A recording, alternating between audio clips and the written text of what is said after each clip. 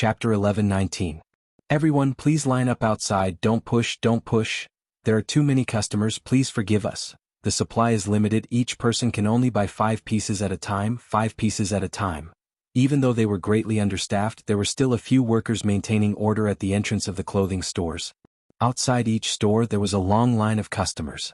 Even in the stores on both sides of the same street, the customers lined up together.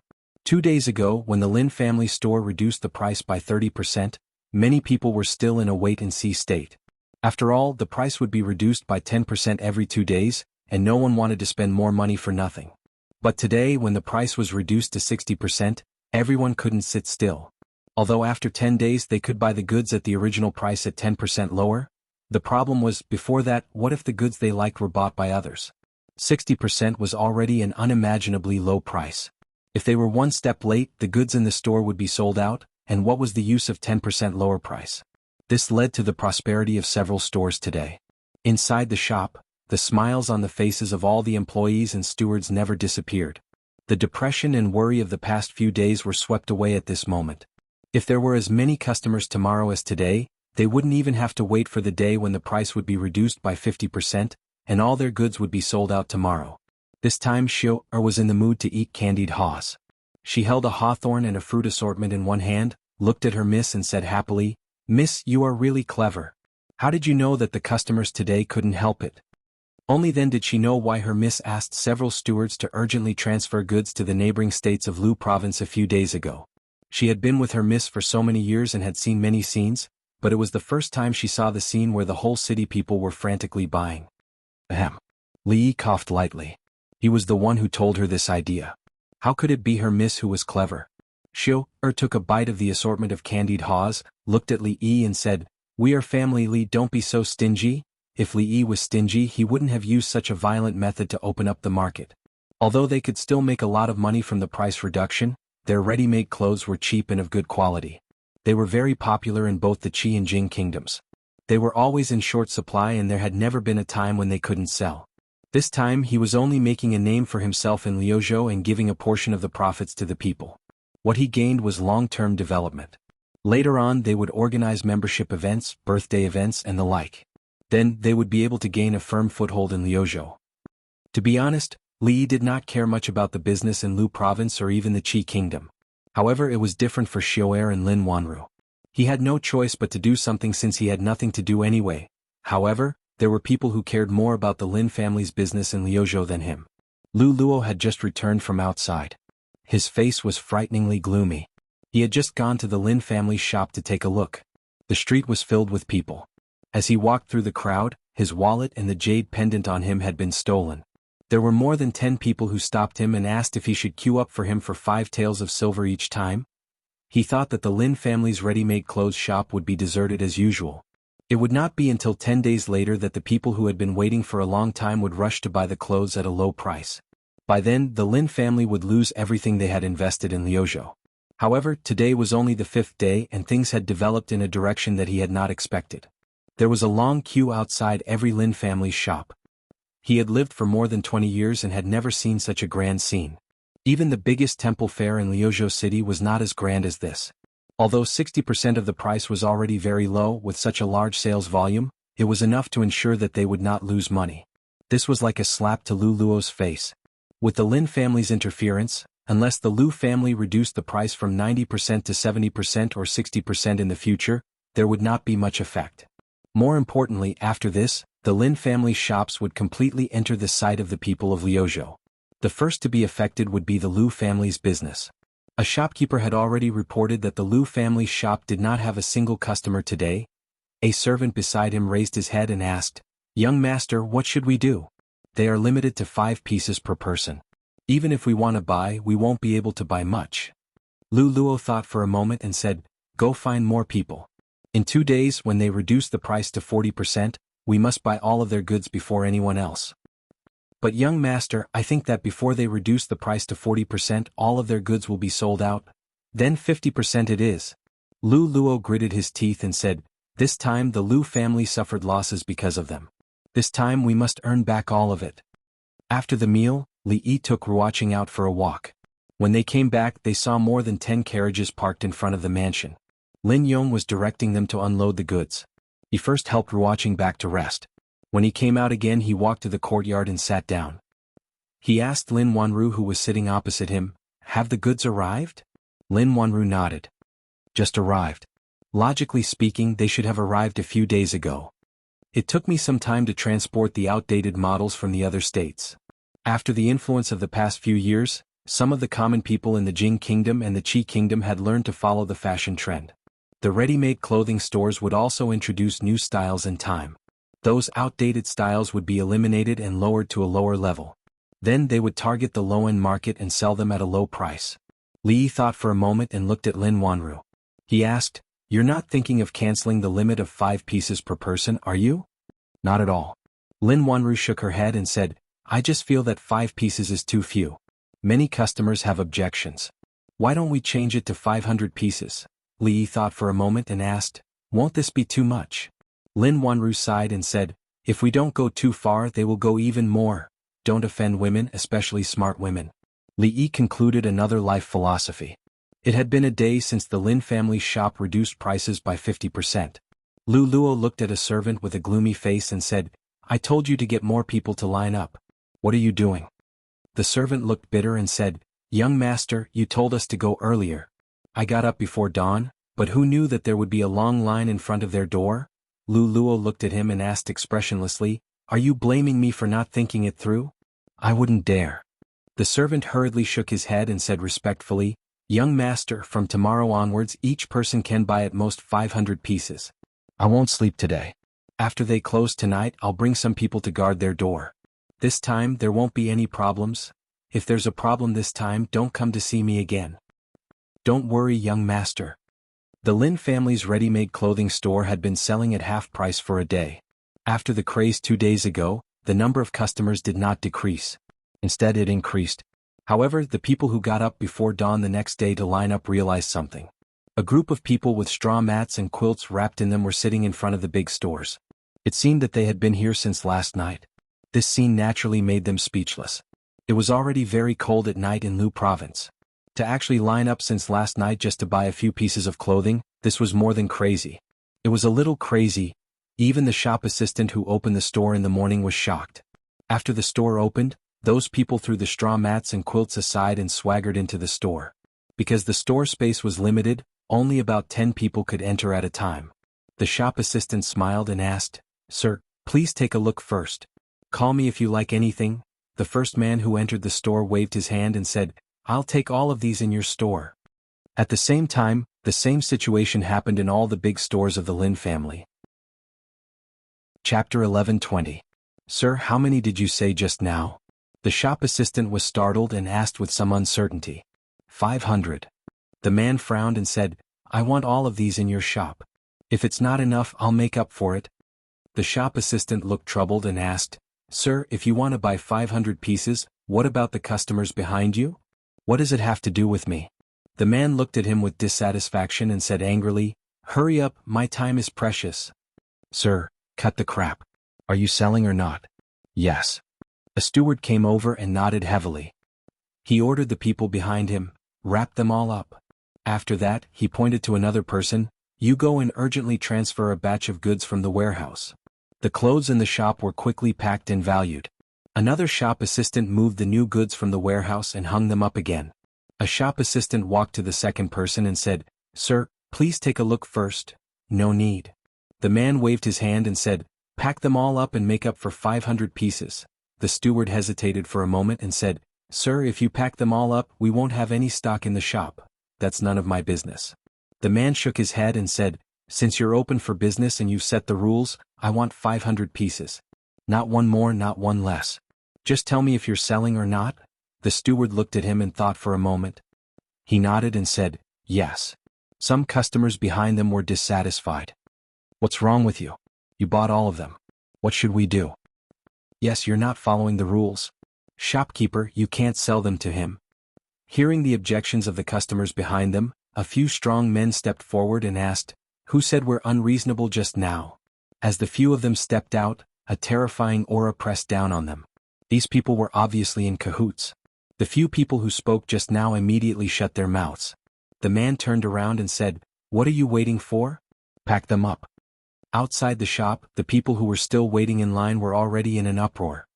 What are they doing inside? Why haven't they come out after so long? Those inside, hurry up. There are so many people waiting outside. The crowd was in an uproar for a long time before the manager came out again and said apologetically, "I'm really sorry, everyone. All the stock in this store, including a batch of goods that were urgently transferred from the neighboring province, have been bought by the previous customers." A shop assistant came out and placed a sign that read, "Sold out," at the entrance of the hall. There was a moment of silence in the crowd, followed by a monstrous uproar. What is this? We came here before dawn to line up, and now you're telling me there's no stock. The shelves were full just now. There were only a few people in front, but they've all been bought out. If it was in a big city like the capital or Xianxia prefecture, people with a little bit of status would be laughed at if they went out wearing such outdated clothes. Those goods used to be sold at 20% or 30% off, but now they could be sold at 50% off. They had to thank the Lu family for dumping them all at once. This time I have to thank the Lin family. Lu Luo had a victorious smile on his face. Although the development of things had deviated from what he had imagined, he still felt some sense of achievement in his heart to be able to make the Lin family suffer such a hidden loss. The head of the Lu family walked in from outside. Lu Luo smiled. "Father, don't call me father." The middle-aged man looked at him with a sullen face. The reputation and credibility that the Lu family has accumulated for hundreds of years were almost destroyed in your hands. This is all because of you. The smile on Lu Luo's face froze. What did I do? Tomorrow reduce the price of those goods you robbed by 20% and sell them cheaply. This way we can still save some of the reputation of the Lu family. The head of the Lu family looked at him with disappointment on his face. He waved his hand and said, "From today on, you don't have to worry about the business of the Lu family anymore." Lu Luo was shocked and anxious. "Father, why?" The head of the Lu family shook his head. "You are not suitable to do business. The one in the Lin family is much more powerful than you and I can imagine. No wonder the third prince is so protective of the Lin family. This time he even personally sent a letter to the provincial governor, asking him to take care of the business of the Lin family in Lu province." The third prince personally wrote a letter? After a while, Lu Luo's face turned pale and he slumped on the chair. The Lin family, Lin Wanru. He clenched his fists and gritted his teeth so hard that they almost broke. After a while, he stood up slowly and said in a hoarse voice, "Come, Brother Fong, when are you free? Teach me a few moves." In a shop, Lin Yong sat next to Fong. After thinking for a long time, he finally spoke. On the surface, the Lu family didn't seem to be doing anything. However, in the past few days, there had been people coming to the shop to make trouble. It was probably their last resort. He knew that he had some skills. However, after interacting with Fong recently, he deeply realized how big the gap between them was. Before Fong could answer, the shop suddenly became quiet. Lin Yong turned around and saw several people walking in. The person in the lead was an extremely tall and muscular man. He and old Fong were already tall and muscular enough, but this person was actually a head taller than the two of them and a size more muscular. If they were called big men, then this man could only be described as a giant. "Who is in charge here?" the giant man asked loudly as soon as he entered the shop. His voice was rough. Fong stepped forward and walked up to him saying, "I am." Fong was very tall, but standing next to the giant man he looked like a little bird. Of course he was the bird. The giant man looked down at him and said, "You should pay the shelter fee for this month." Fong looked at him and asked, "Shelter fee?" "Yes." The giant man continued to look down at him and said, "All the shops on this street have to pay the shelter fee every month if they want to operate safely. This is the rule. Didn't you ask about it when you opened the shop?" Fong looked up at him, thought for a moment and asked, "What if we don't pay?" "Don't pay?" The giant man sneered, grabbed his collar and slapped the shelf next to him. The shelf suddenly shook. The giant man looked at him and said in a cold tone, "Do you know that a person like you, I alone can, Fong also slapped the shelf. The shelf didn't shake much, but when he took his hand away, there was a handprint on the shelf. He looked up at the giant man and asked, "What can a person like me do?" Looking at the deep handprint on the shelf, the muscles on the giant man's face visibly twitched. "Big brother, which gang do you work in?" He let go of Fong's collar, gently helped him smooth the wrinkles on his clothes and said with a smile, "An expert like you can beat 10 of me." Chapter 11:21. The Lu family helped the Lin family clear the backlog of a few states, and the next day they sold them out at a very low price, almost as if they were free. It seemed to be more generous than the Lin family's promotion a few days ago. It showed that there were smart people in the Liu family. In fact, for a large clan like the Liu clan to be able to last for decades and even survive the change of dynasties, if they weren't smart enough, they would have long been swallowed up by others, not even their bones would be left. The Liu family was different from the Lin family. The Lin family was a pure business family, while the Liu family only dabbled in business to accumulate wealth and support the family to do more important things. Business was not the foundation of their family. It was normal for a big family to hand over the family business to a younger generation who was not the eldest son of the legal wife. This time they lost some money, but they won back their credibility. The money was nothing for the Liu family. The head of the Liu family came to the Lin mansion to apologize in person today. He said that everything that happened these days was made by Liu Luo alone and it didn't represent the position of the Lin family. He had punished Liu Luo severely and hoped that the Lin family wouldn't take it to heart. To show his sincerity, he also brought some expensive gifts. Li estimated that the value of those gifts was several times the loss of the Liu family this time. After the head of the Liu family left, Li was wondering whether all the big families in the Qi kingdom were so polite and kind. At this time, the provincial governor of Liuzhou came to visit. Although the provincial governor didn't bring any gifts, his attitude was better than that of the head of the Liu family. He said that if the Lin family encountered any difficulties in Liuzhou, they could just ask him.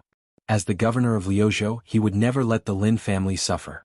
Li didn't believe that the head of the Liu family and the provincial governor came to show goodwill to the Lin family because they had nothing better to do. There must be some other reason. Lin Wanru walked over and sat opposite him. She said, "These years, almost every time the Lin family went to a province, it was like this. Every time we go to a province to expand our business, the third prince will personally write a letter to the provincial governor of that province. Among these people, there are people who are originally on the third prince's side, and there are also people who are not willing to offend him for these things. Thus, in the past few years, we have traveled all over the Qi kingdom without meeting any major obstacles." Lin Wanru looked at him and asked confusedly, "What did you say to the third prince when you left Fengzhou?" Brother Feng was right about one thing. It was something that was set in stone. He shouldn't worry about it. The young miss never asked others if they were friends. Brother Li was also very skilled in dealing with her. There was really no need for her to worry about the matter between the two of them. The only thing he was worried about was that although Li said it in a joking tone, Miss Rui was standing behind him. Would she be unhappy when she heard it? In fact, as soon as Li said that, he realized that he had made a mistake. He said that Emingzu was his best friend. If Lin Wanru asked him if she was his friend, he wouldn't be able to answer this question. He didn't expect that she would actually ask. Fortunately, Li Xian wasn't here. Otherwise things would be more troublesome. Fortunately, he was quick to react and used this half-joking, half-serious tone to resolve the awkwardness. As expected, a smile appeared on Miss Lin's face. Li Yi once again felt that he was very quick-witted. Lin Wanru looked behind Li Yi and smiled. Rui, Li Yi's expression froze. He only felt a chill on his back. There was no movement behind him for a long time. He finally breathed a sigh of relief. He thought that he was actually scared by such an old-fashioned trick. It was really. A pair of hands were placed on his shoulders, followed by Rui's pleasant voice. "Is it easy to lay hands on my wife's younger sister? If I can't get married in the future, should I consider sleeping with you?" It had been a long time since Li Yi had flipped a car. Since things had developed to this point, it was useless to be smart. He could only rely on his strong desire to survive. He stood up and walked in the direction of Lin Yong. He asked, "What did you want to discuss with me just now?" "Let's talk inside." "Nothing?" Lin Yong looked at him and said, "I have something to discuss with Fang. I'll leave first." Lin Wanru stood up and walked over. She held Rui's arm and said, "I saw a set of clothes today. It suits you very well. I brought it back. Let's try it on in the room." Facts proved how important it was to have a qualified wingman in a battle. Some seemed to be wingmen, but in fact they were spies arranged by the opponent in their own camp. When you were up, down, left, and right, they would aim their machine guns at your engine. Li Yi decided to entrust Fang to educate Lin Yong. Fang had just pulled Lin Yong to sit down when someone walked in from outside and said loudly, "Lin Yong, where's Miss Lin?" Lin Yong turned around and looked at the fat man who walked in. He said in surprise, "Fatty Qian, why are you here?" "Don't mention it. My father asked me to come to Liuzhou to expand my business and learn more from Miss Lin," the fat man said. He looked at Li Yi with a trace of doubt on his face. He suddenly asked, "Brother, have we met somewhere before?" Li Yi turned to look at Lin Yong and asked, "Do you have a copper coin?" Although Lin Yong was surprised, he still searched his body and found a copper coin. Li Yi threw the copper coin to the fat man and said, "We're even." Chapter 11:22. Li Yi had a deep impression of this young man named Chen Duoduo. Ever since he came to this world he had only worried about money twice. The first time was when he first arrived at Willow Leaf Village. In order to feed his family he ran around every day and tried all kinds of methods. The second time was when he was in Fengzhou. Mississippi Lu was injured. They were penniless and needed tens of thousands of taels of silver to buy medicine. Fortunately they survived both crises safely. The first time was because he thought of many ways to make money, including selling paintings, candied fruits, and rui nectar. The second time was because he met the Boy of Wealth. The Boy of Wealth. If Chen Duoduo hadn't been so generous, he wouldn't have had so much money to buy those precious herbs. Mississippi Lu's illness wouldn't have recovered so quickly. Even though they had exchanged the goods and money at the time, Li Yi still owed him a copper coin in cash. He owed him for 5 years. He didn't like to owe favors, especially to men. He didn't like to owe money either. At first, Chen Duoduo only felt that the young man was familiar. Although he had never seen him before, he felt a sense of familiarity at first sight. It seemed that they had known each other for many years. Until he heard his voice, until he caught the coin. He finally understood that the person in front of him was the brother who had a great impact on his life and pulled him from the wrong path to the right path. In this life, there were two people who had a great impact on him. The first was his father, who had given birth to him and raised him. He had taught him how to be a qualified businessman. The second was the brother in front of him. He had helped him regain his confidence when he was at the lowest point of his life. He had helped him find the direction of his life. From then on he had stepped into a new world. He sat down opposite Li Yi and looked at the copper coin in his hand. He thought for a moment and suddenly asked, "Brother, have you heard of the saying 9 out and 13 back? In a pawn shop, the pawn shop would only pay 9 taels for an item worth 10 taels. 3 months later, the pawnbroker would have to pay 13 taels to redeem the item, which was called 13 return." What Chen Duoduo meant was that when he owed them, it was 1 copper coin. 5 years later, it would be more than 1 copper coin. Li Yi looked at him and asked, "Do you know what happens when a fatty falls from a building? Become what?" Chen Duoduo shook his head in confusion. "Damn fatty." After Li Yi explained it to him, he looked at Chen Duoduo again and asked, "Have you heard of the 9 out and 13 returns?" Chen Duoduo shook his head. "Never heard of it." The relationship between the Lin family and the Li family was only known to a limited number of people. However, the relationship between the Lin family and the Chen family was known to almost everyone in the Qi kingdom. It was not clear to outsiders whether the Lin family or the Chen family was wealthier. In any case, there were not many families that were wealthier than both of them. Starting from a small Feng state city, the Lin family and the Chen family had been supporting each other for the past few years. To be precise, when the Lin family was still a small family, the Chen family had started to use their family's resources to support the Lin family. Later on, the two families advanced side by side and benefited from each other.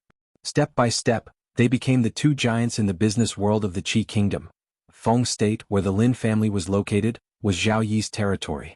Back then, Li Yi had only asked him to take care of the Lin family. He did not expect him to be so honest. In just a few years he had pushed the Lin family to where they were today. The Chen family had contributed a lot to this. Li Yi had long heard from Lin Wanru that the Chen family had provided a lot of support to the Lin family from the beginning. The god of wealth, Chen, lived up to his reputation. 5 or 6 years ago, he had made his business the largest in Feng state. In recent years he had followed the third prince to the capital and made his business the largest in the Qi kingdom. Even the current Lin family was not as rich as the Chen family. As the only son of the god of wealth, Chen Duoduo naturally attracted a lot of attention. However, what attracted the most attention was not the background of the Chen family, nor was it his extraordinary talent in business. It was the fact that every time he went to a place, the local scholars would tremble with fear. Some of the more famous ones would even avoid him and not appear within a 10-mile radius of him. On the contrary, the brothels all over the country were especially welcoming to him. This was not only because he was generous and often spent a lot of money, but also because he was acquainted with the legendary #1 scholar in the Jing kingdom. This matter had become a common knowledge in the Qi kingdom. Chen Duoduo had once become famous in the Qi kingdom because of more than 10 excellent poems. Although it was later found out that those poems were written by someone else, This someone was not just any random person. He was the #1 scholar in the Jing kingdom. His poems were not only widely spread in the Jing kingdom, but also known by everyone in the Qi kingdom. Zhao Xiuwen, the sage of poetry in the Qi kingdom, once said bluntly in public, "Today there is only one stone. Li Yi alone has 8 stones. I have 1 stone and the whole world has 1 stone." Although the possibility of Zhao Xiuwen boasting after drinking could not be ruled out, for Zhao Xiuwen, who had always been extremely conceited about his talent, to say such words, it was clear to see how much he admired the #1 scholar in the Jing kingdom. Moreover, almost every scholar in the Qi kingdom had a copy of Li Yi's book of poems. Before someone could produce more poems than him and of better quality, no one had the right to refute Zhao Xiuwen's words. Of course, this had nothing to do with Chen Duoduo because his poems were all given to him by others. In the beginning, many scholars expressed an extremely disdainful attitude towards this, labeling Chen Duoduo as a big idiot, a plagiarist, and shameless. Later on, for some unknown reason, no one dared to say such things. Now, in the hearts of scholars, Chen Duoduo was no less than a demon that could stop a child from crying at night. It was said that when a few famous scholars in Lu province heard that he had arrived in Lu province, they fled the state capital overnight and built a hut to live in.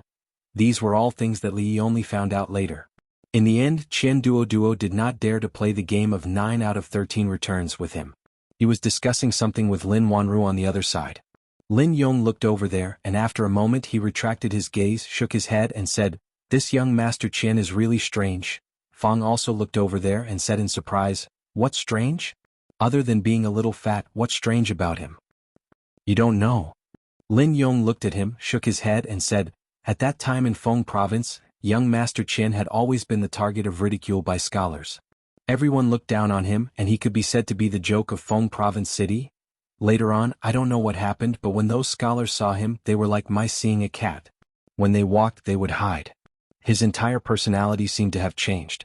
In the past, he hated scholars the most, but now, wherever there was a poetry meeting, wherever there was a scholar, he would go. Generally speaking, a person's personality wasn't the same, but it wasn't without reason that it would change at will. Suffering a major setback or encountering a major turning point in life would lead to a sudden change in personality. Or he met a life mentor who pointed out the direction of his life and lit a lamp to illuminate the road ahead. Li did not know why Chen Duoduo's personality had changed like this, but looking at him now, it was much better than being bullied and swallowing his anger. As for the sudden change in the scholar's attitude towards him, he did not know whether it was related to other things.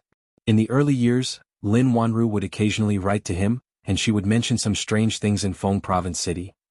For example, a famous scholar was found naked in the street in the morning, wearing only a crotch cloth. His nose was bruised and his face was swollen and his body was full of footprints. That was not all. During that time, the overall quality of the scholars in Feng Province City had declined. Almost every day, scholars who visited brothels and did not pay were caught in public at poetry meetings. It was not uncommon for scholars to abandon their wives and children, and their first wives and children came to find them.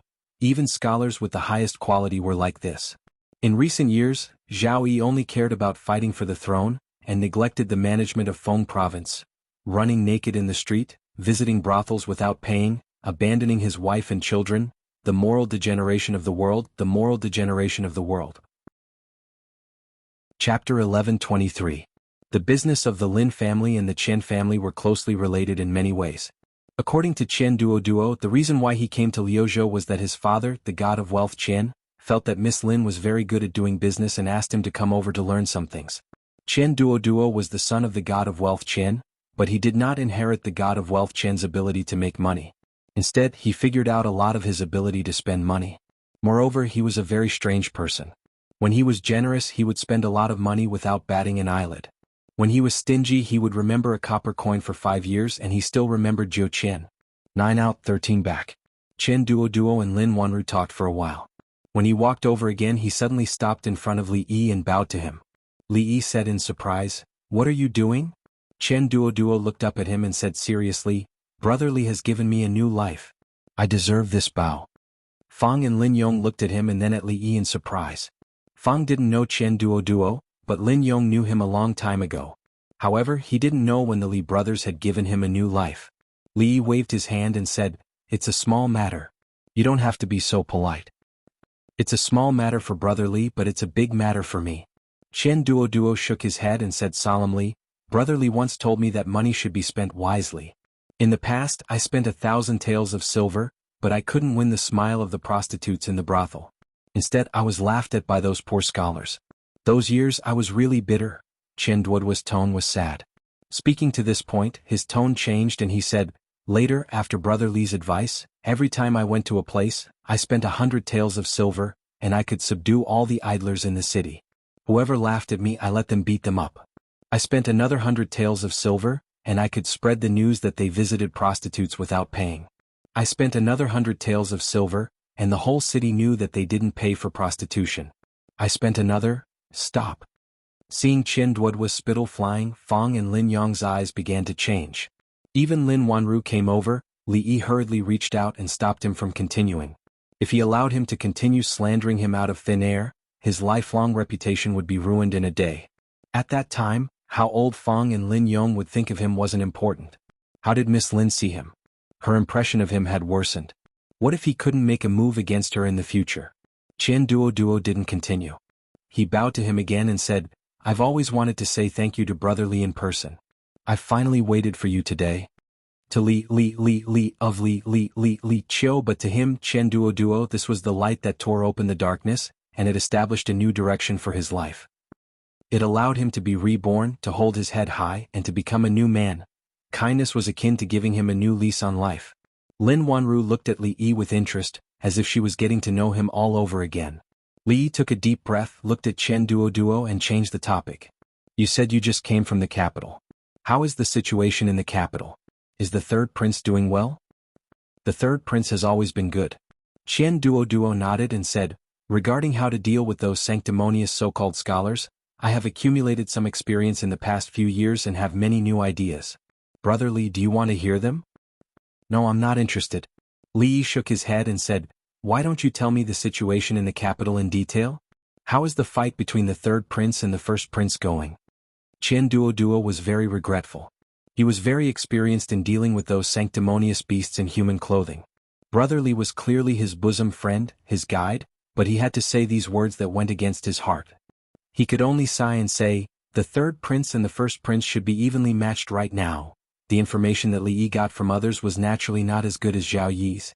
Although the god of wealth Chen was not an official, Zhao Yi had countless counselors around him, but no one could replace the god of wealth Chen. He was Zhao Yi's god of wealth. Whether it was governing the country or rebelling, he could have no one by his side, but it was impossible for him to have no god of wealth Chen. Even Li Yi admired Zhao Yi's accuracy in judging people. Not only was he accurate, but he was also good at using people. He could use his charisma to make those people loyal to him. Since ancient times, those who achieved great things all had this quality. Although Li Xian was the emperor of the Jing kingdom and the master of the most powerful country in the surrounding area, he was far behind Zhao Yi in terms of personal ability, governing the country and using people. However, Li Xian also had his charisma. His charisma was foolishness. This kind of foolishness was fully revealed when he broke into the king of Shu's mansion alone and slapped Qin Yu in the face, and when he violently beat up the king of Shu with him in front of the civil and military officials. However, a fool had a fool's luck. Therefore his life was smooth and he easily reached the peak of his life. Compared to a smart person like Zhao Yi, Li Yi preferred the foolish Li Xian. Zhao Yi was indeed very capable. This ability was shown when he was young. He managed the remote Feng province into a prosperous place second only to the capital of the Qi kingdom. He had countless talents around him. Although he was not the crown prince, he had won the support of more than half of the officials in the imperial court. He could compete with the crown prince for the supreme position. It could be said that the current him was the most dazzling star in the night sky of the Qi kingdom. Most of the younger officials in the imperial court and officialdom of the Qi kingdom had been recruited by Zhao Yi. Due to several incidents, the first prince had lost the support of the people. However, the crown prince was still the crown prince. He still gathered a group of conservative old officials around him. Although the number of people was smaller, each of them held a high position and held great power. Their influence was more or less balanced with the third princes. Nowadays, the emperor of the Qi kingdom was no longer involved in the affairs of the imperial court. The first prince was in charge of the affairs of the imperial court while the third prince exercised the power of supervision. Both sides competed with each other. Whenever one side lost its balance, the emperor of the Qi kingdom would step in and intervene until the balance was restored. When Li Yi learned about these things from Chen Duo, he had a rough idea of the emperor of the Qi kingdom's thoughts. The emperor was balancing the powers in the imperial court. As long as one side was too powerful, the emperor might not live to the day he died of old age. He was also sharpening his blade. It did not matter whether Zhao Yi was the blade or Zhao Zheng was the blade. Both of them had scruples. Only when they had scruples could they grow. From the standpoint of the entire Qi kingdom, no matter who became the emperor in the end, their growth would be beneficial to the Qi kingdom. This was different from the former emperor. The former emperor would personally sweep away all obstacles for Li Xian, stabilizing the country and intimidating foreign enemies. Then he would hand over this great land to him in one piece. As for the former emperor himself, he would not be able to see the empire he had conquered.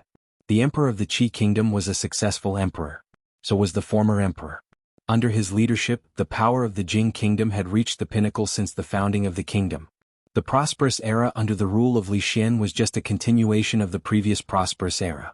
However, unlike the emperor of the Qi kingdom, the former emperor was not only a good emperor, but also a good father.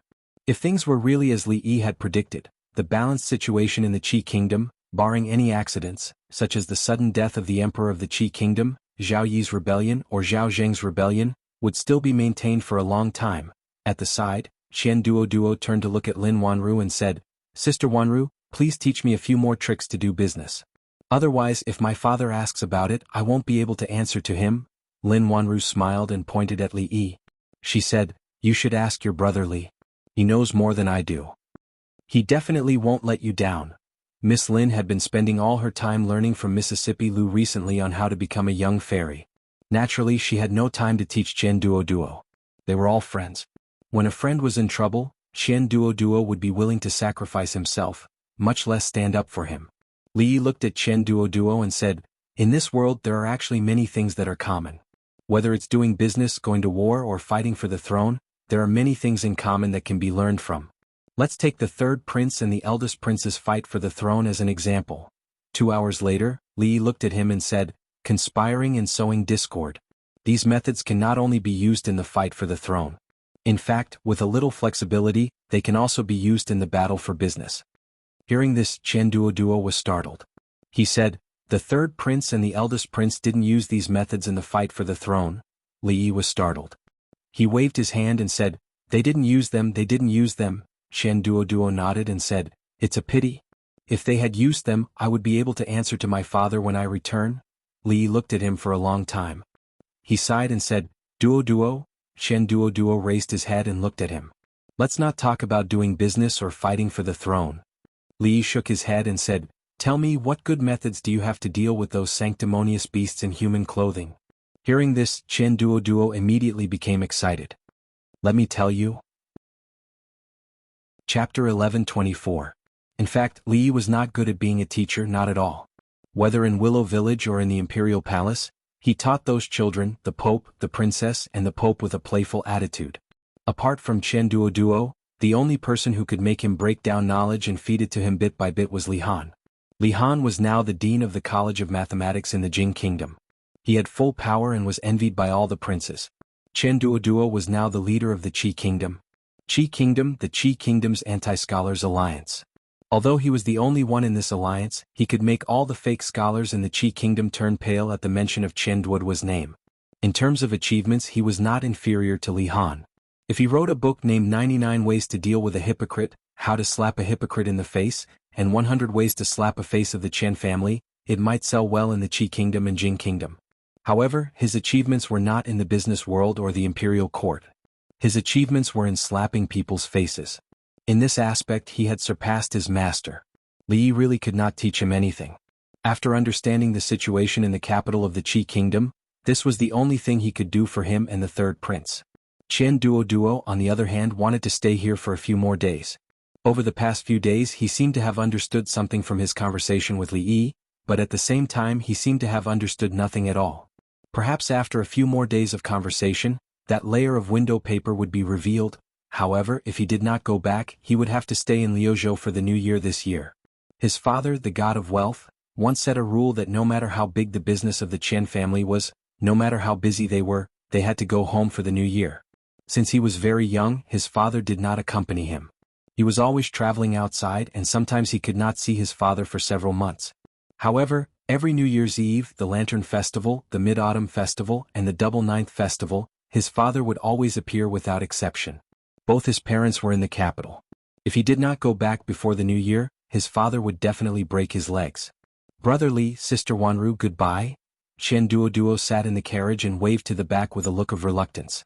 He didn't have many friends and he didn't have any like-minded friends.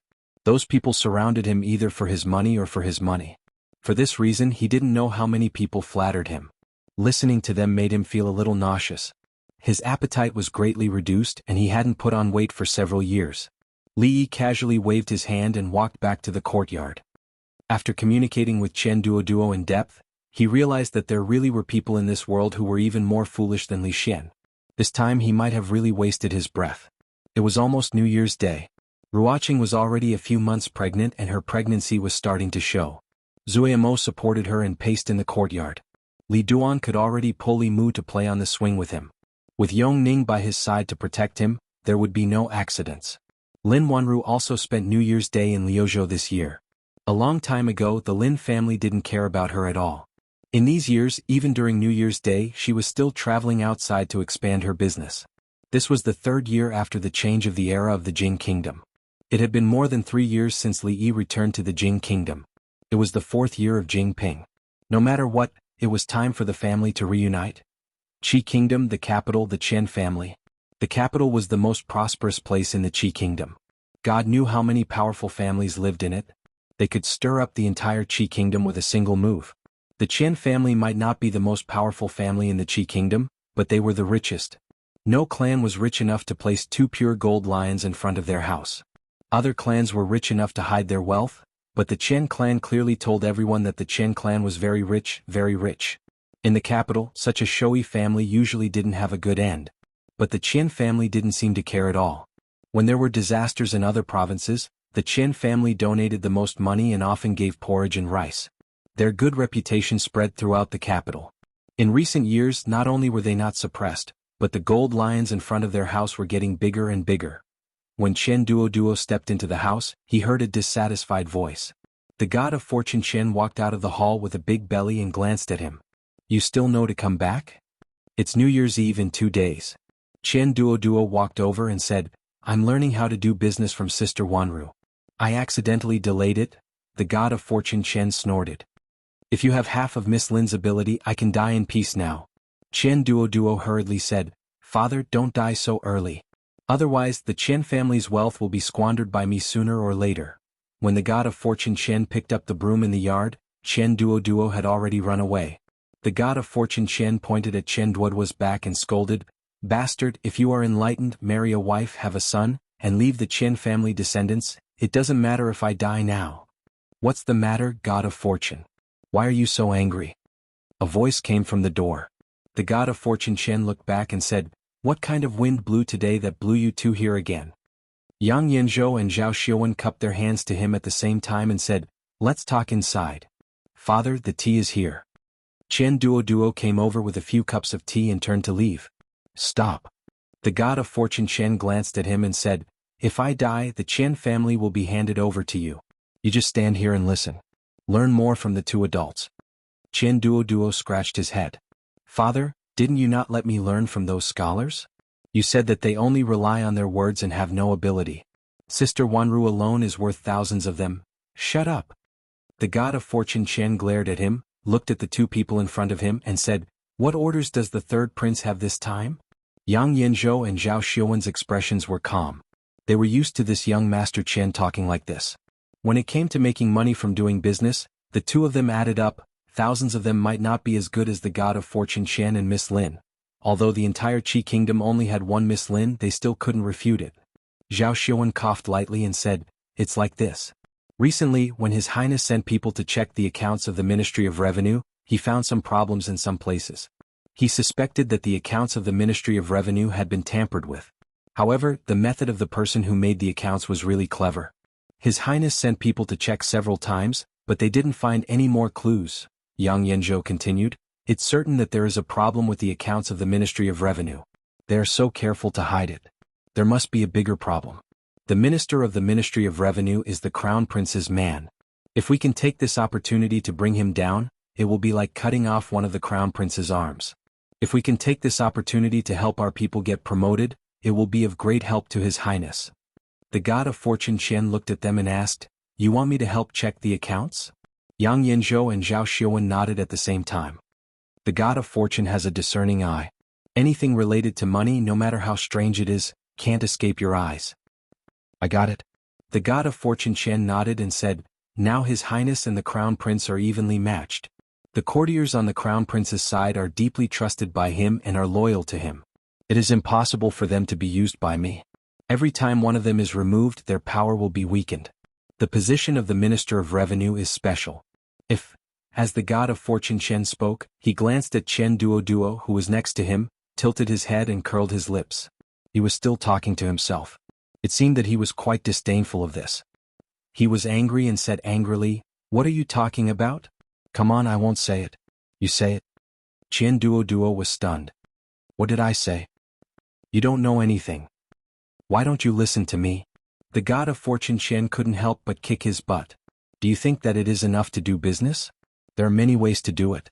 You don't know anything about the affairs of the court. How can I trust you to take care of the Qian family? Father, why don't you understand this truth?" Chen Duoduo shook his head and said, "In this world, in fact, many things are common. Doing business, fighting, or fighting for the throne, there are many common points that can be used for reference. Take the third prince and the first prince fighting for the throne as an example.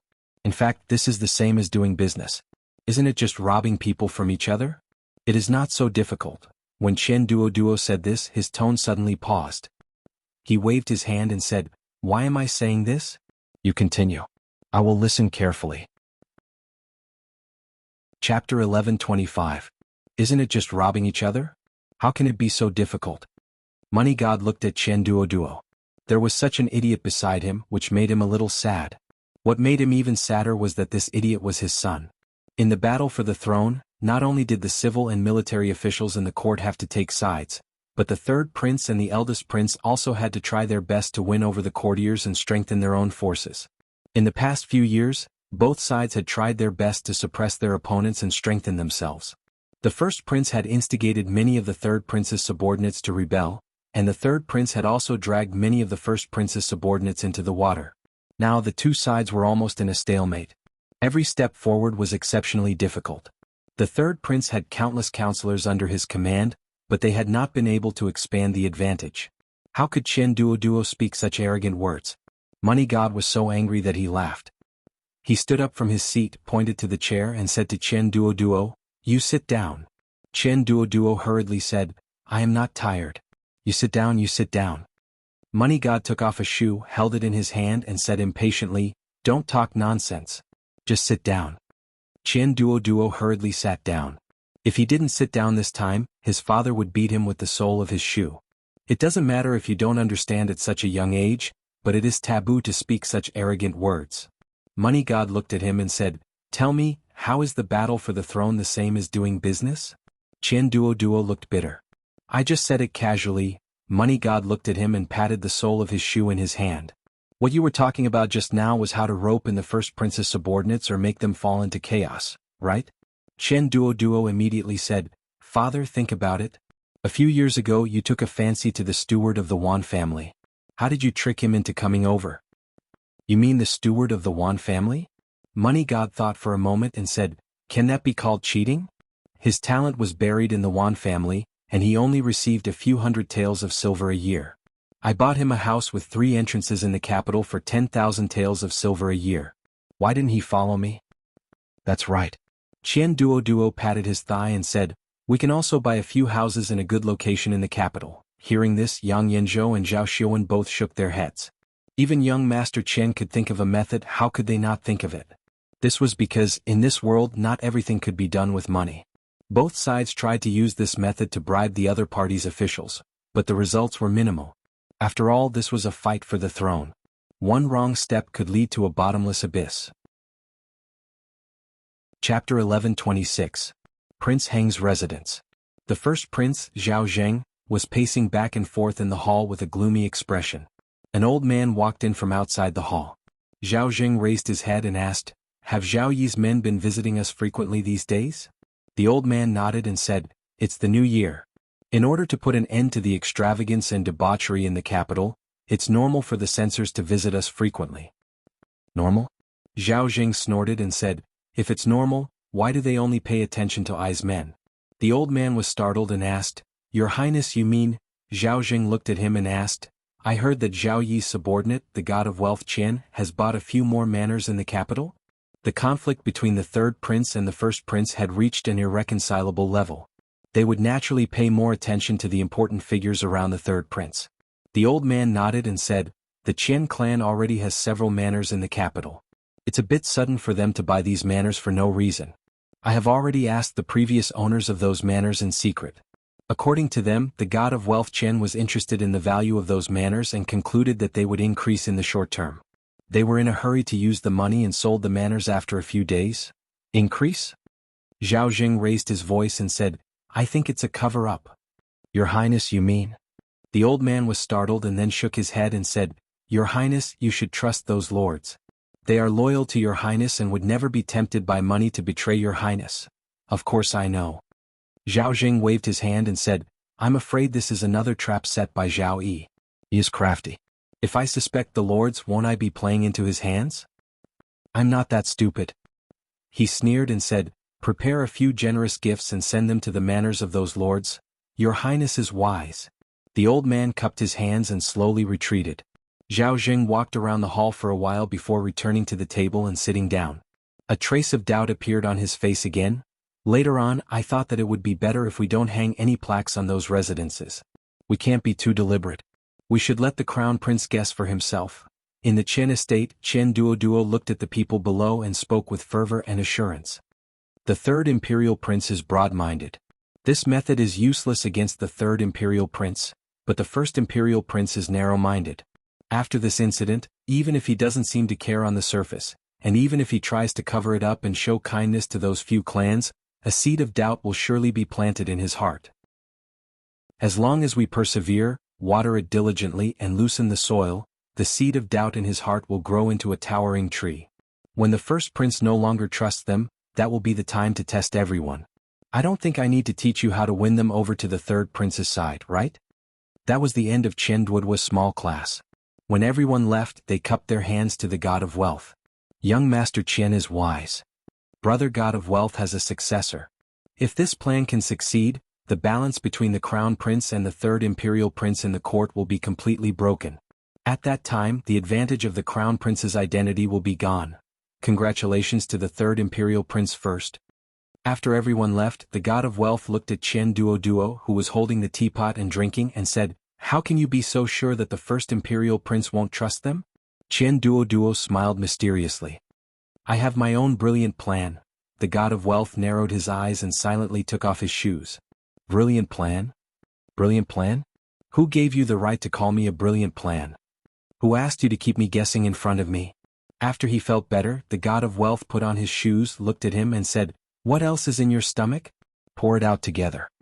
Qian Duo shrank in the corner, covered his head and whispered, "Father, this is not evil. This is a scheme, a scheme." The god of wealth silently took off his shoes again. After a while, the god of wealth touched the short beard on his chin and fell into deep thought. Qian Duo looked proud and said, "Father, what do you think of my method?" He was indeed proud in his heart. Although these methods were taught to him by Brother Li, what Brother Li taught him was the strategy used in the business world. After he drew inferences and made multiple associations, it could also be used in the fight for power in the imperial court. At least half of it was his painstaking effort. The god of wealth looked at him, turned around and walked out of the door. He ordered his servants, "Invite more monks and Taoists." The Ministry of Revenue, one of the 6 ministries of the imperial court, was in charge of money and grain. Among the 6 ministries, although the Ministry of Rights was the head, the Ministry of Rights had no power.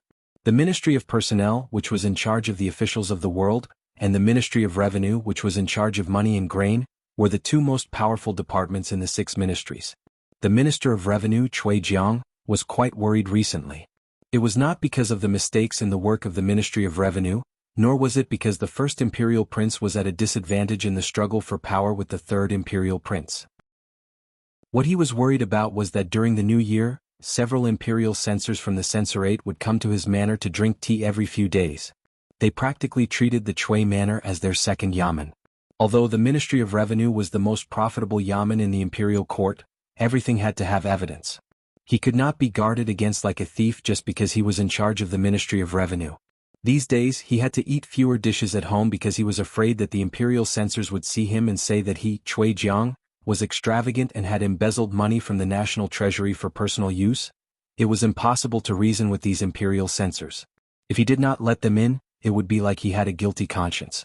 It was very likely that they would bring the imperial guards with them next time. Let them in.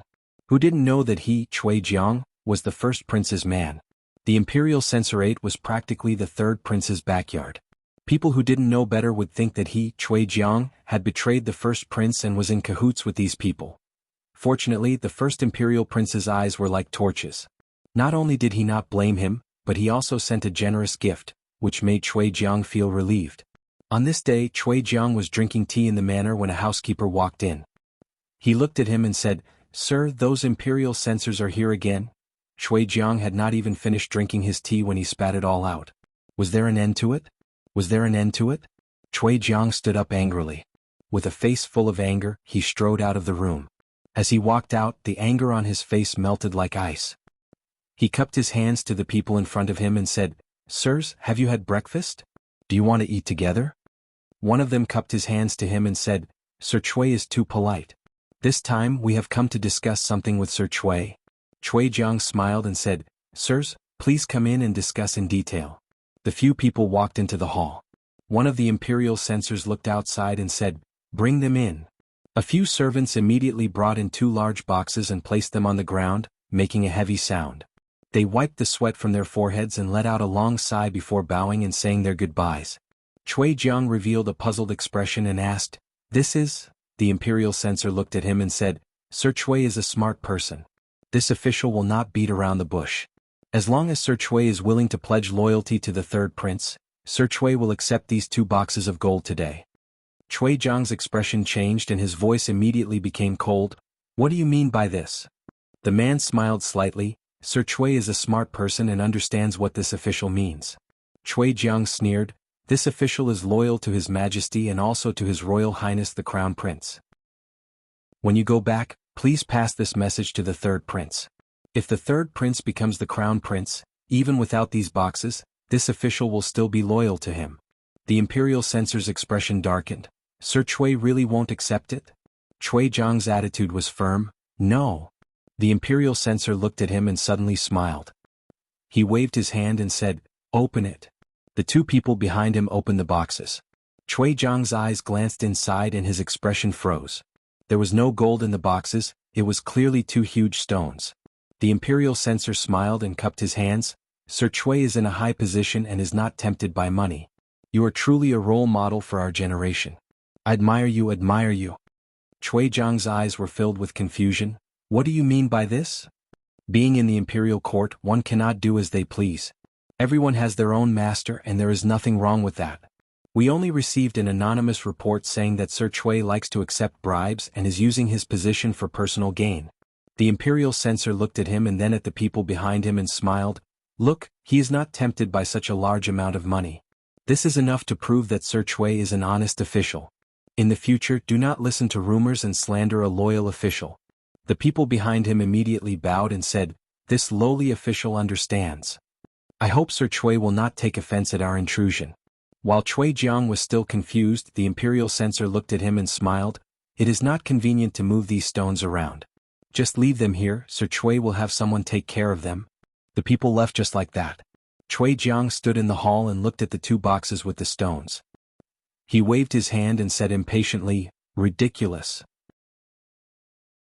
Chapter 11:27. The people of the censorate were a bunch of lunatics. In the eyes of the officials of the Qi Kingdom, they were a bunch of psychopaths who had been repressed for too long. They kept an eye on the officials at all times, waiting for them to make mistakes. Even the most trivial matters were worth making a big fuss about. There was once when Chui Jiang couldn't help but let out a fart during the morning court session, and a certain censor pointed it out mercilessly in front of the officials. Chui Jiang was embarrassed on the spot, but this wasn't the worst part. The most outrageous thing was that in order to catch the officials where it hurt, they would stop at nothing. They would even secretly send people to deliver gifts. Once an official accepted a bribe, there would be people from the Department of Investigations knocking on the door in the middle of the night and inviting them to the Supreme Court for tea. Cui Jiang was already familiar with this kind of routine. Even if the other party gave him real money, he wouldn't waver, let alone stones. Although he vaguely felt that something was wrong, he couldn't say what it was, so he could only let it go. He pointed at the two large chests in the hall and ordered, "Come, take these things out and throw them away, Chen Estate." Yang Yanzhou looked at Chen Duoduo and asked, "What did you have those censors give to official Cui?" "Stones," Chen Duoduo replied. "Stones?" Yang Yanzhou looked at him and frowned. "This is a serious matter. I hope that young Master Chen won't fool me. They came into the Cui estate with great fanfare just to deliver 2 chests of stones. Who would believe them?"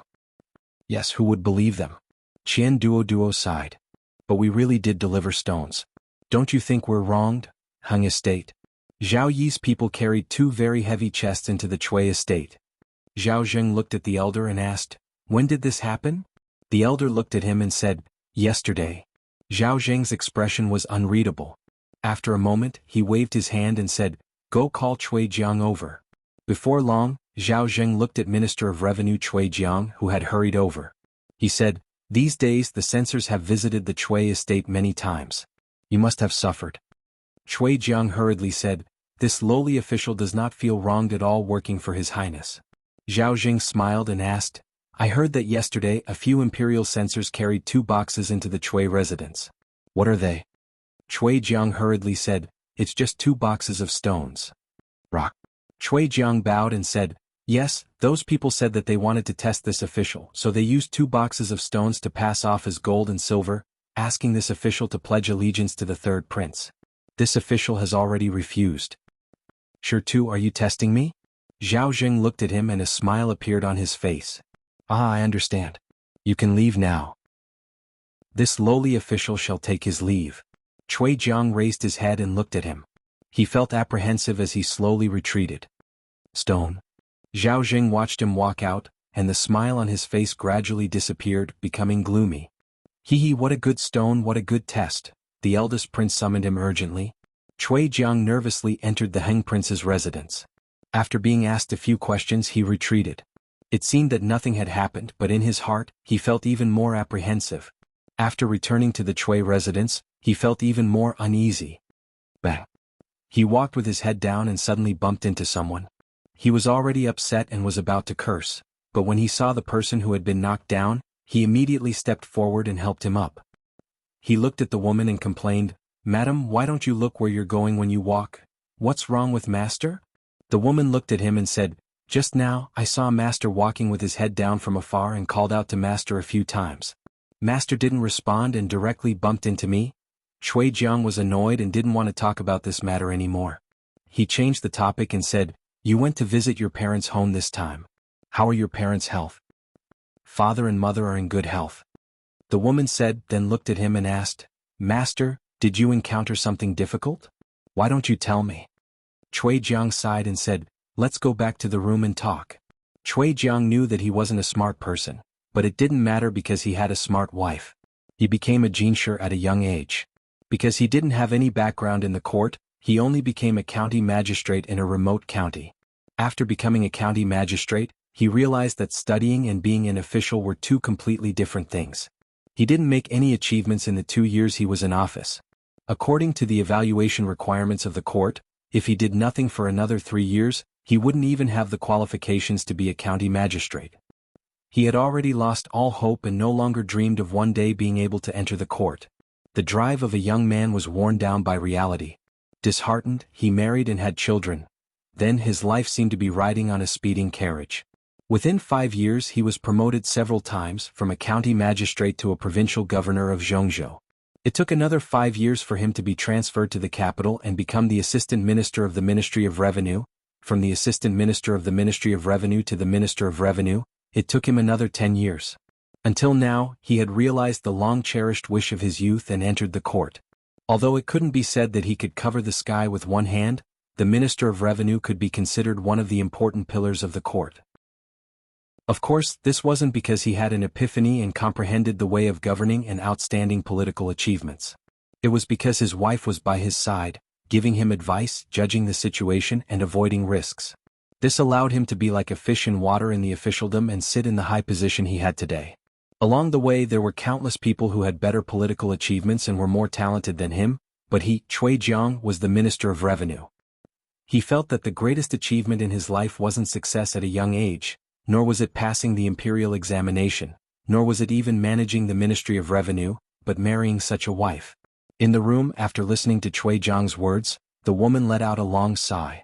I only went back to my parents' home for half a month. How could you make things like this? Hearing this, Cui Jiang's heart trembled and he hurriedly asked, Madam, are you saying that there's something wrong with those stones? The woman didn't answer him directly. She shook her head and said, Master, do you remember what I did when the crown prince sent someone to invite you? I remember. Cui Jiang shivered and said, It was in the middle of winter. You snatched my blanket in the middle of the night and caused me to catch a cold. I was bedridden at home for half a month. But you still went to the crown prince's banquet despite your illness? What's the point of saying this now? Cui Jiang was a little anxious and said, Quickly tell me what's wrong with those stones. There's nothing wrong with the stones. The woman shook her head and said, The third prince's people come to the Cui residence every day. Yesterday they came with gifts but returned empty-handed. What would the first prince think?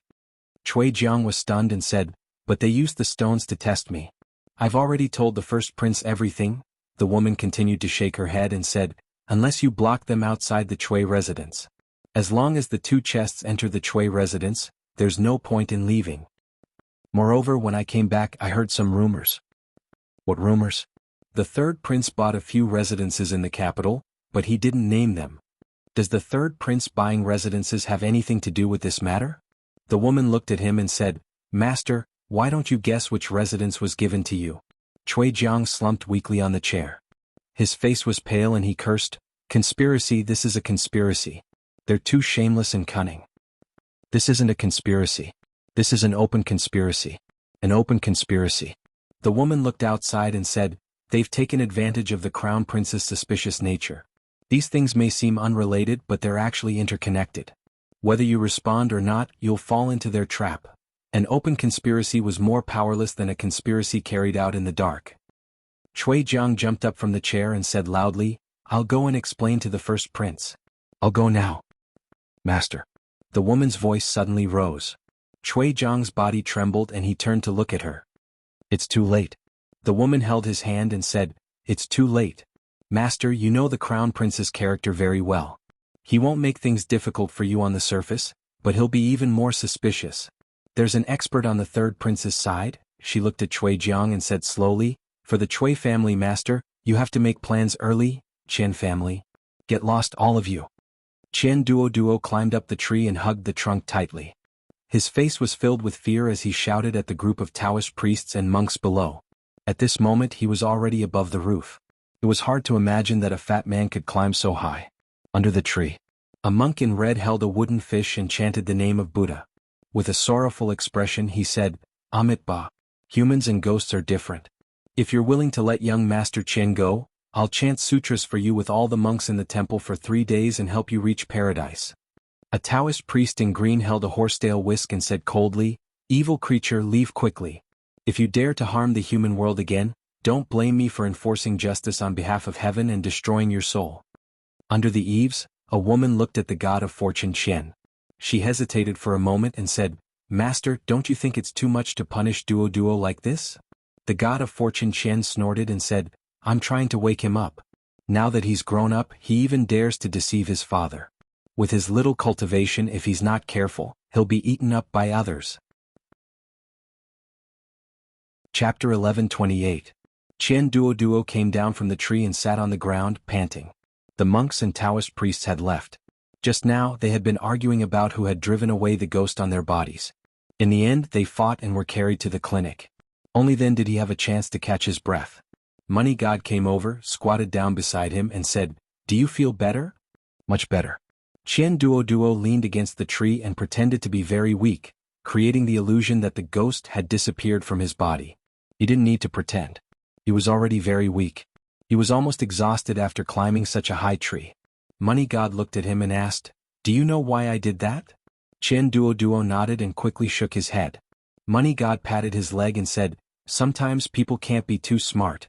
Those who are too strong are easy to break, and those who are good at softness are not defeated. I don't ask you to be too smart. I just want you to live a stable life. When you die, don't ruin the family business of the Qian family." Qian Kaishan looked at him and asked, "Dad asked you to go to Liuzhou to learn how to do business from Miss Lin. Look at you. What kind of messy things have you learned?" Qian Duo nodded and said, "Dad, I understand. I won't talk nonsense anymore." "You're enlightened. I'm very happy that you can help me with ideas." Money God nodded with relief and said, "I just found out that the Minister of the Ministry of Revenue, Cui Jiang, has a large amount of silver flowing to unknown places. If it is brought up in the morning meeting tomorrow, it will be enough to make him lose his official hat, cut off one of the crown prince's arms, and eliminate this great enemy for the third prince.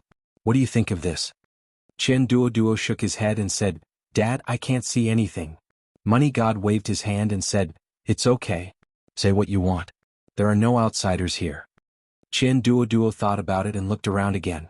Then he looked at the God of Fortune and said seriously, "Father, I don't think this is a good idea. The Minister of Revenue is such a high position. If he is demoted, who knows who will replace him? What if it is the great prince's people who will be replaced? Then all our previous efforts will be in vain." Money God of Fortune nodded and asked, "So what do you think we should do?" A mysterious smile appeared on Qian Duo's face as he said, "If we can reduce Cui Jiang's guilt and let him still sit in that position, but he can be used by us, that would naturally be the best result." Money God of Fortune pondered for a moment and nodded, "This is a good plan." He looked at Qian Duo again and said, Duo, I heard that the Taoist priest of Qingyang Taoist Temple has inherited the teachings of Lao Jun, and the abbot of Xingshan Temple is the reincarnation of Luohan. I feel that the evil spirits in your body have not been completely removed, so I plan to invite them to take a look at you tomorrow." Qian Duo's face instantly turned pale. He looked at him and said with a trembling voice, "Dad, didn't you just say?" The money God sighed, patted him on the shoulder and said, Duo, you have to remember in this world don't trust anyone except yourself. In the court of the Qi kingdom, since His Majesty fell ill, the first prince took over the government, and the third prince supervised the country. The situation in the court began to change and become unpredictable.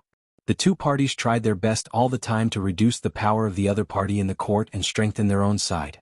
Today there was another imperial censor who reported that the accounts of the Ministry of Revenue were in disorder, and several funds were unclear. In the court, several imperial censors jointly impeached the Minister of the Ministry of Revenue, Cui Jiang, in front of all the officials. Fortunately, the impeachment was not for corruption or taking bribes, but for neglect of duty at most, and the punishment was only a year's salary forfeiture. In fact, for the officials of the court above the third level, as long as they were not involved in a big case, they would usually be punished with salary forfeiture or reprimand.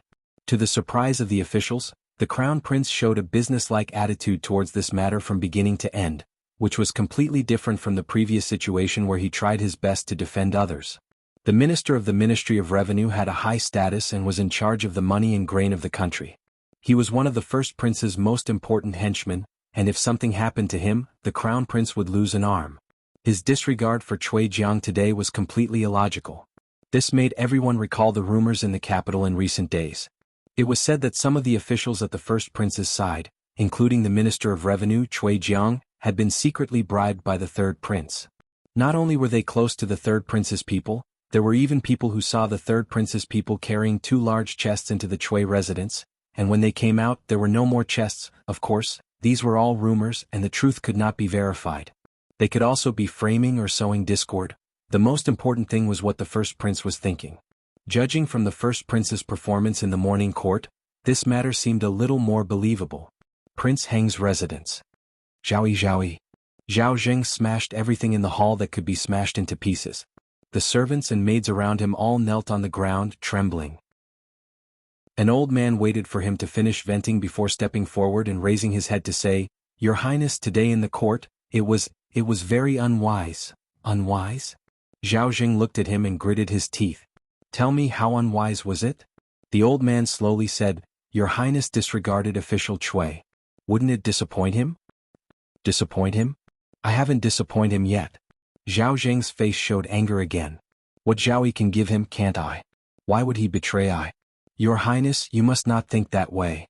The old man hurriedly said, if your Highness thinks that way, wouldn't it be as the third prince wants? Today in the court, the one who impeached official Chui was clearly the third prince's man. What do you know? Zhao Jing waved his hand. What Chui Jiang did is enough for him to lose his position as the Minister of Revenue. But what did Zhao Yi say? What did the censors say? Forfeit his salary for a year. Only forfeit his salary for a year. Zhao Jing panted. What's the big deal about forfeiting his salary for a year? The gold and silver that Zhao Yi gave him is worth 100 years of his salary. His expression turned cold. Chui Jiang, I treated you with sincerity. Since you treat I this way, don't blame I for being impolite. Chui manner. Chui Jiang's heart was filled with complicated feelings. He really didn't know what to feel. He knew that the censors had let him off in the court today. Otherwise, what he had done for the first prince was enough to make him lose his position as the Minister of Revenue. This was something to be happy about. However, the first prince's inaction towards him made him feel very uncertain. Beside him, the woman sighed. Before today, the first prince only had suspicions about Master. After today, I'm afraid he has no doubts. Chui Jiang turned around to look at his wife. He said anxiously, then what should we do? They have already forced me into a dead end. Chui Jiang was in despair and felt wronged. He clearly hadn't done anything. The third prince had only bought a manor and sent a few censors to cause trouble at his house. Yet he had already lost the first prince's trust. Damn it, he was even more wrong than Do Yi. It's not that Master doesn't have a dead end. The woman shook her head and said, from the very beginning, someone pointed out a bright path for you, Qian Manor. Yang Yanzhou had just walked in. He looked at the God of Fortune with a smile and said, Brother God of Fortune, Chui Jiang has surrendered to His Highness. Before he finished speaking, he looked at a corner of the room with a slightly surprised expression. Beside the table, Chen Duo looked at the bowl of black talisman water in front of him and shook his head. I don't want to drink it. I don't want to drink it, Liuzhou. Li Yi had just coaxed Li Mu to sleep. He gently placed her on the bed and covered her with a blanket. He then walked out of the room. Just now, he suddenly realized something. The reason why the Qi Kingdom had its current stability was because of the balance of power between the Crown Prince and the Third Prince. The Taoist nun was standing behind the First Prince. She was glaring at the First Prince. He didn't know what her motive was, but the balance at the moment should be what they wanted to see. If this balance was broken, what would happen? He didn't know. Chapter 1129. There were still a few months before Ruoqing's due date, so Li Yi didn't have the energy to think about other things for the time being. What he taught Chen Duo was just something he did casually. It was hard to say whether he could understand it or not, and the probability of using it on the First Prince was even smaller. Of course, a small probability event was not impossible. If Chen Duo had really been enlightened or had been possessed by a ghost, he would have resorted to both overt and overt schemes, forcefully breaking the balance of power between the First Prince and the Third Prince. As a result, some unknown possibilities would develop, but he could not be blamed. After all, he had only done some minor work. He had only taught Chen Duo how to do business and had given a few inappropriate examples. Wanru had been in Liuzhou for almost half a year, and the business in Liuzhou had been on the right track for a few months. It was a little inappropriate to tell the stewards of other states that she was trying to stabilize the business. Now that the Lantern Festival was over, they were about to set off. The most important business of the Lin family was still in the capital, and they probably had to stop at a few states on the way. He and Rui would naturally wait until Ruoqing gave birth before they set off. They might not necessarily go to the capital of the Qi Kingdom, but they would pass by nearby, and there would definitely be opportunities to meet. Don't forget what you said. When Li Yi sent her to the carriage, she had already lifted the curtain, paused and turned back to say so. Li Yi looked at her and asked, which one do you mean? Last year you said in 2 years and this year it is 1 year. Lin Wanru put down the curtain, and her figure disappeared from his sight. The carriage went far away and Li Yi stood still for a long time. She has gone far away and you are still looking. A clear voice came from behind. Li Yi turned around and looked at Mississippi Lu. Mississippi Lu held Li Mu in her arms, and Li Mu held Autumn Water in his arms. There was one thing that Li Yi always felt strange. They were both his children, but Li Duan treated Rui like a mouse seeing a cat. However, Li Duan was very close to her since he was a child. It seemed that Li Duan inherited more from him. Li Mu put down Xiaoshui and reached out to him. He said in a childish voice, "Daddy, hug." Li Yi walked over and opened his arms. Li Mu came down from Rui's arms, turned around, and immediately trotted out. Mother, little Andy, you're back. Xiaomu wants to eat candy. Li Mu ran away at the last minute. Li Yi was still holding his arms open as if he was going to hug Mississippi Lu. The atmosphere was slightly awkward. Mississippi Lu crossed her arms and looked at him. Li Yi also crossed his arms and pretended to ask casually, "How's the situation on the Wu Kingdom's side?" "We fought a few big battles. Mississippi Lu said casually, "We won but not lost. We've already occupied nearly 30 states. The imperial court has been tightening their military strength, and now they're in a stalemate again." This situation was actually within Li Yi's expectations. In terms of weapons, the imperial court of the Wu Kingdom was not as advanced as Yangliuking and the others.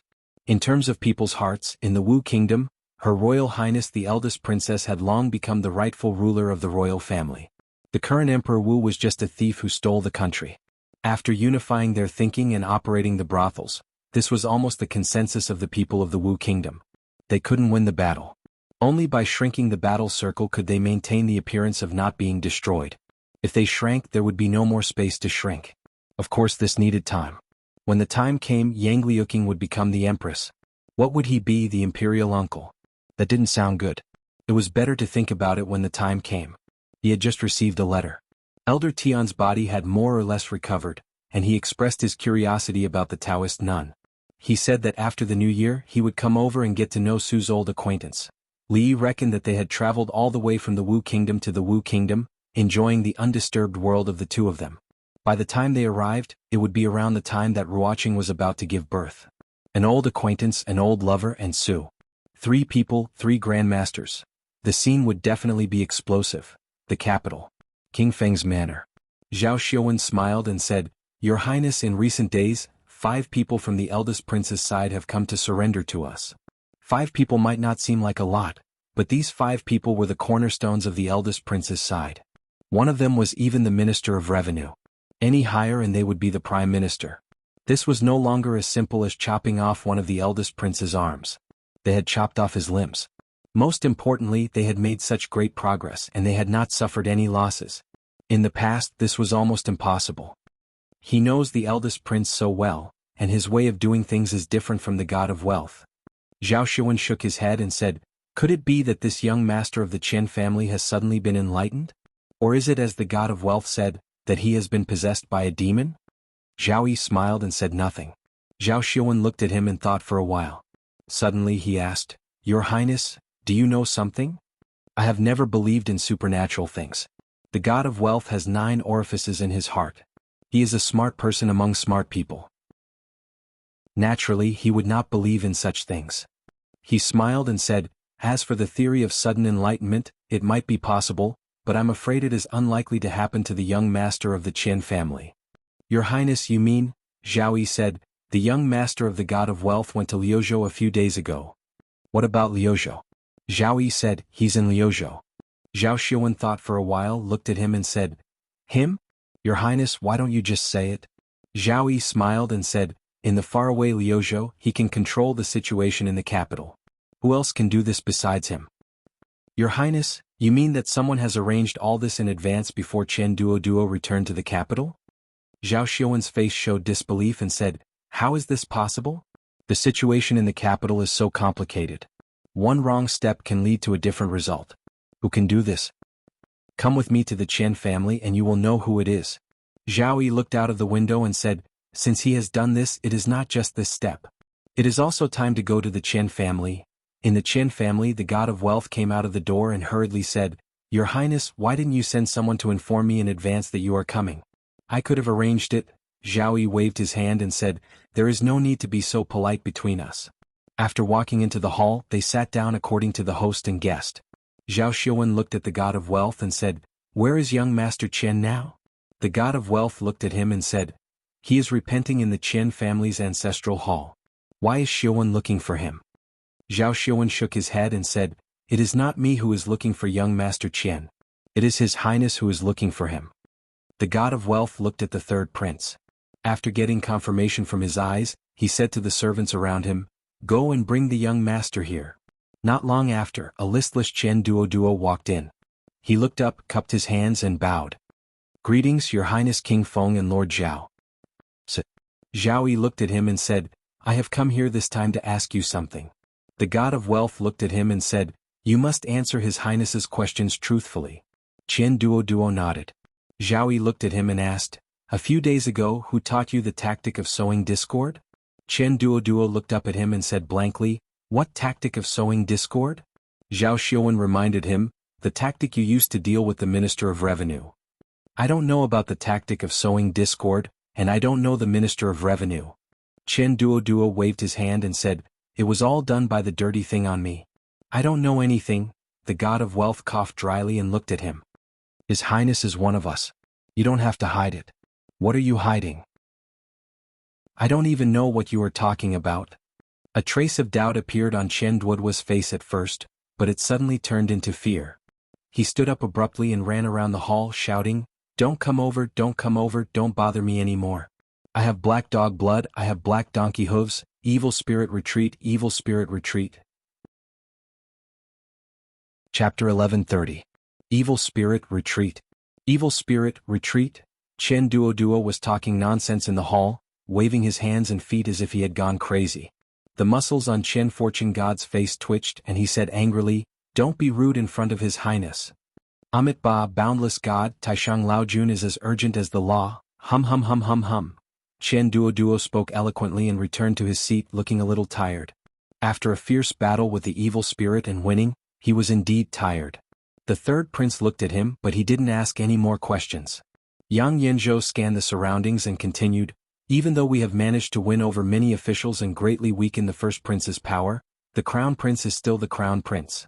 This little bit of improvement is still not enough. We still need to do more. Qian Fortune God sipped his tea and said, as far as I know, there is still a strong force lurking around the crown prince. They haven't made any moves yet, so we have to be on guard. Zhao Yi put down his teacup and said slowly, the holy religion. All the people present were people who stirred up trouble in the Qi kingdom, so they naturally knew what the holy religion was. It was a huge force hidden among the people of the Qi kingdom, so it was frightening. They were led by the so-called empress, and distributed in all the provinces and mansions of the Qi kingdom.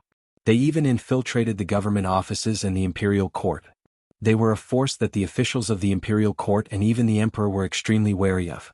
The imperial court and His Majesty wanted to get rid of them as soon as possible, but this force was too strong and mysterious. Usually they just lay dormant and didn't cause much turmoil.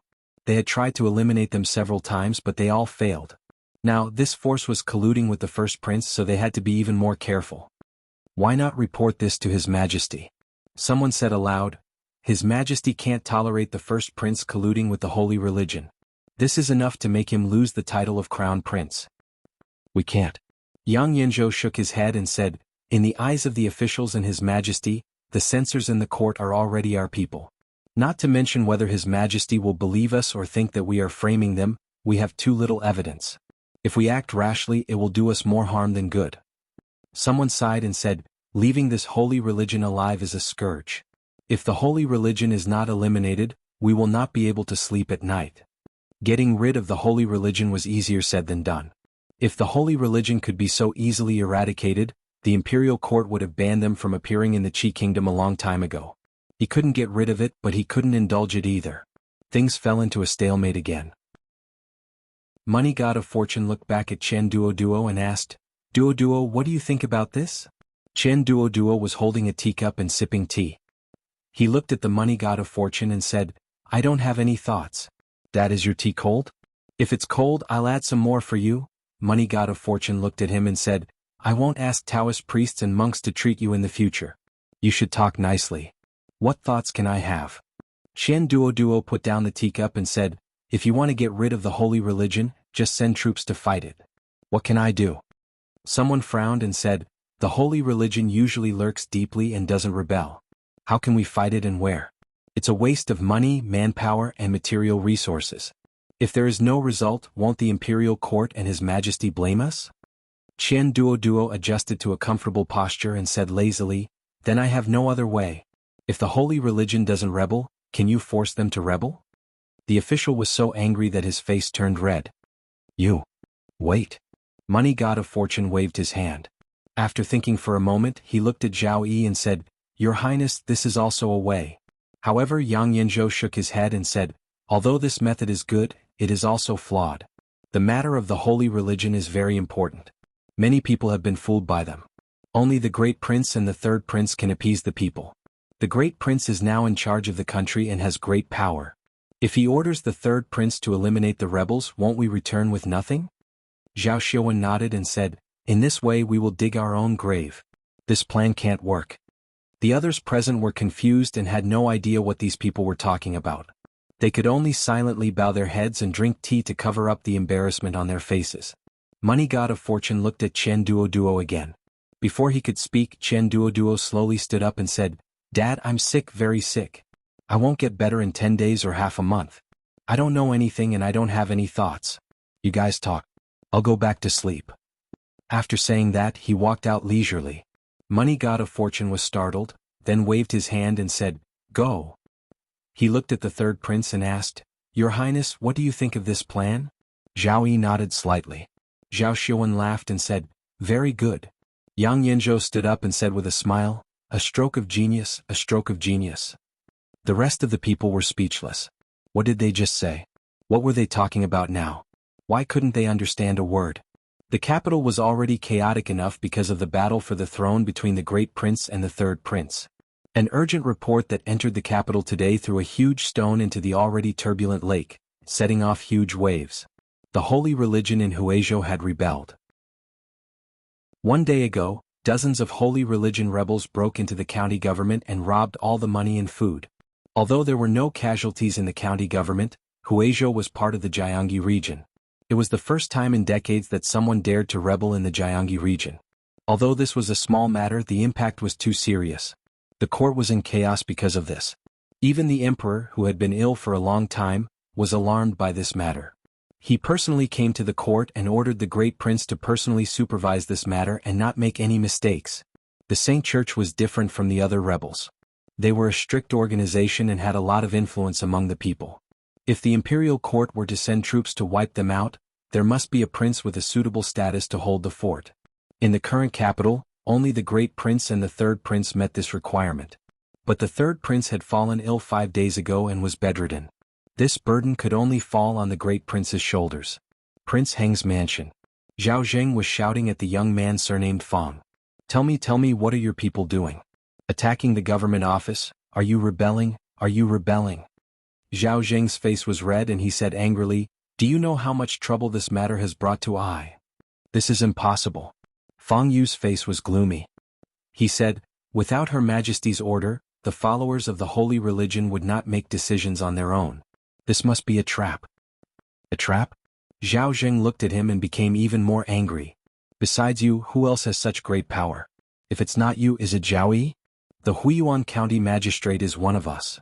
Fang Yu looked up at him and said expressionlessly, "We want to attack the Huiyuan County Magistrate. There is no need to do this." Zhao Zheng's face was gloomy. He looked at him and said in surprise, "You mean, Zhao Yi framed you for this in order to wipe out the holy religion?" Fang Yu looked at him and said lightly, "Don't you already know why he did this, Your Highness?" Zhao Zheng sat back down, his face even more gloomy. The holy religion was his powerful backing. These days he had lost too much in the battle with Zhao Yi. He still hoped that the holy religion could help him turn the tables, so how could he eliminate them? But Imperial Father had given him a death order, so he couldn't ignore it. If he didn't achieve anything, what would Imperial Father and the court officials think of him? Zhao Yi would probably laugh like crazy in his heart. He thought for a moment and suddenly sneered. "Zhao Yi, you should take care of what you did. I sent you to Huizhou to wipe out the bandits. Do you dare to defy the decree?" Behind him, an old man stepped forward and reminded him in a low voice, "Your Highness, have you forgotten that King Feng fell ill 5 days ago and can't get out of bed? The imperial physician said that he needs to rest for at least a month." "What did you say?" A moment later, the hall was filled with shouts and curses, as well as the sound of tables and chairs colliding. You're tuning in to the Sword Dance in the Vast Sky YouTube channel. Don't forget to subscribe and join us on this journey to catch the most captivating stories.